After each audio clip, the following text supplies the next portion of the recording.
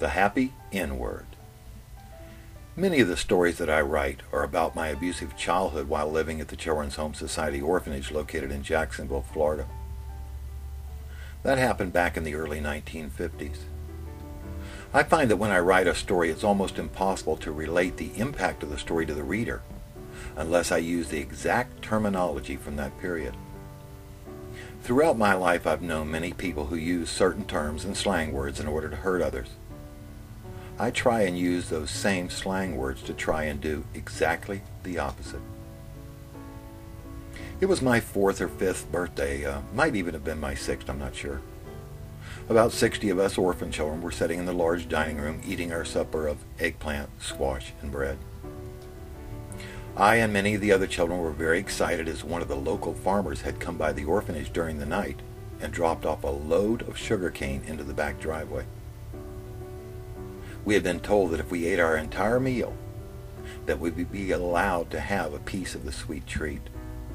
In the back of my mind, there was another real reason that I was excited.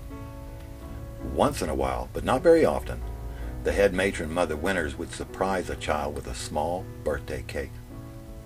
No one ever knew who would be the lucky child.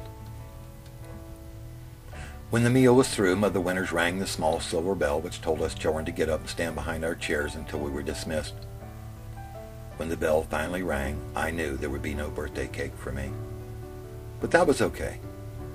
A sweet treat of sugar cane was still a wonderful delight. As we kids made our way through the double glass doors and out onto the screened-in breezeway porch, I heard the matron call my name. When I looked up, she was motioning for me to come to her location. "Kiser, you get your ugly little ass into the kitchen and help Charity do those pots and pans." Slowly, I lowered my head and I walked into the kitchen. Charity was the black female cook. Still with my head down, I walked on into the kitchen knowing that there would be no sugar cane for me. "I'm sorry she didn't have me make a birthday cake for you this year, Mr. Roger," Charity told me. "That's okay, Miss Charity. I'm still going to make a wish anyway," I said as I was about to cry. "And just what might that wish be, Mr. Roger?" I don't know, Miss Charity." "Let me hear you make a wish, Mr. Roger." Can I wish for anything I want?" "Anything you want, Mr. Roger." "Would you make my wish come true for me, Miss Charity?" "If I can, I will," she replied. Looking about the kitchen, my head stopped turning when my eyes reached a large white box.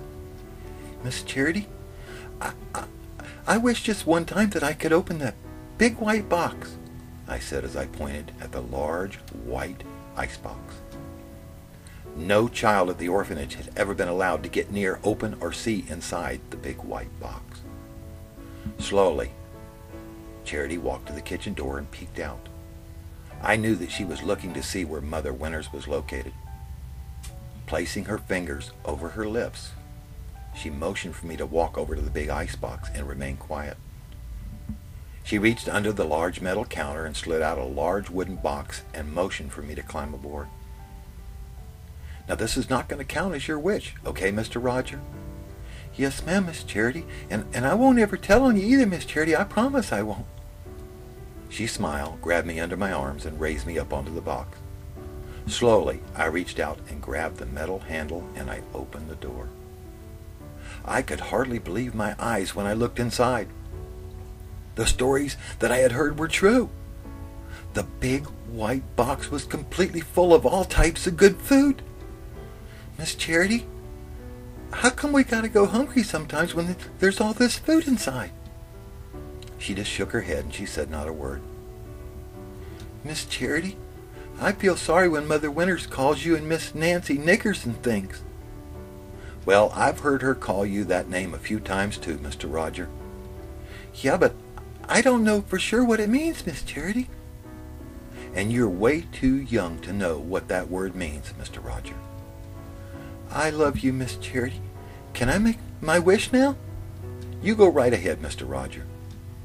"Miss Charity, I hope one day we can all be happy niggers together. Would that be okay as my wish?" The tall, thin woman grabbed me off the box and she hugged me so tightly that I could hardly breathe. I believe that was the first time in my life that I had ever seen a grown woman cry.